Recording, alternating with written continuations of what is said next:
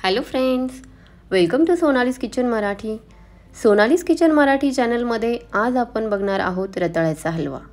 रताळ्याचा हलवा आपण उपवासासाठी तसेच इतर दिवशी कधीही मन होईल तेव्हा बनवून खाऊ शकतो। उपवासाच्या दिवशी जे लोक तिखट खात नाही त्यांच्यासाठी खूप छान असे ऑप्शन आहे। तसेच रताळे खाणे खूप फायदेशीर असते। उदाहरण, लहान मुलांना वजन वाढीसाठीही आपण रताळ्याचा हलवा बनवू शकतो। चला तर मग वेळ न घालवता रेसिपीला सुरुवात करूया। परंतु त्याआधी अशाच नवनवीन रेसिपी बघण्यासाठी सोनालीज किचन मराठी चॅनलला सबस्क्राईब करा। व्हिडिओ आवडल्यास लाईक, शेअर आणि कमेंट करायला विसरू नका, म्हणजे नवनवीन रेसिपी बनवण्यासाठी मला प्रोत्साहन मिळेल। तर रताळ्याचा हलवा बनवण्यासाठी येथे आपण 2 मोठ्या साईजचे रताळे घेतले आहेत। रताळे स्वच्छ धुवून घेतलेले आहेत। आता आपण त्याचे साल काढून घेऊ। रताळे साळून घेतले की पुन्हा स्वच्छ पाण्याने धुवून घ्यायचे।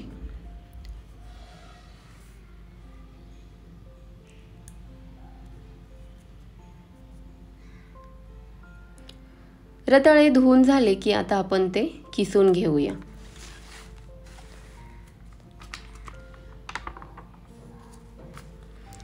सर्व रताळे किसून झालेले आहेत।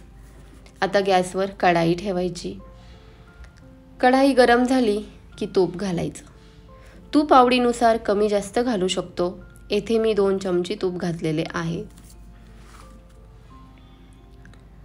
तूप थोडेसे गरम झाले की थोडे बदामाचे काप घालायचे। तुम्ही तुमच्या आवडीनुसार इतर ड्रायफ्रुट्सही घालू शकता। बदामाचा थोडासा कलर चेंज झाला की ते काढून घ्यायचे आणि आता त्याच तुपामध्ये किसलेले रताळे घालायचे। सर्व रताळ्याचा किस घालून छान परतून घ्यायचं। तूप थोडं कमी वाटलं म्हणून अजून 1-1.5 चमचा तूप घातलं। व्यवस्थित छान परतून घ्यायचं। अगदी त्याची क्वांटिटी बघा कमी झाली आहे। व्यवस्थित छान परतून घ्यायचं आणि मग 1 कप दूध साईसगट घालायचं। छान असं मिक्स करायचं। व्यवस्थित मिक्स करून झालं की अगदी दूध आटेपर्यंत आपल्याला हे झाकण ठेवून शिजवून घ्यायचं आणि अधूनमधून हलवत राहायचं। बघू शकता दूध आटलेलं आहे। दूध आटले की 1 कप साखर घालायची। साखर घालून पुन्हा व्यवस्थित मिक्स करायचं। साखर घातली, साखर विरघळली की पुन्हा साखरेचं पाणी तयार होतं। हलव्यामध्ये पुन्हा पाणी तयार झालेले आहेत। सो हे पाणी पुन्हा आटेपर्यंत झाकण ठेवून शिजूनही घ्यायचं आणि मधून हलवत राहायचं, जेणेकरून पटकन साखरेचं पाणी आटलं जाईल।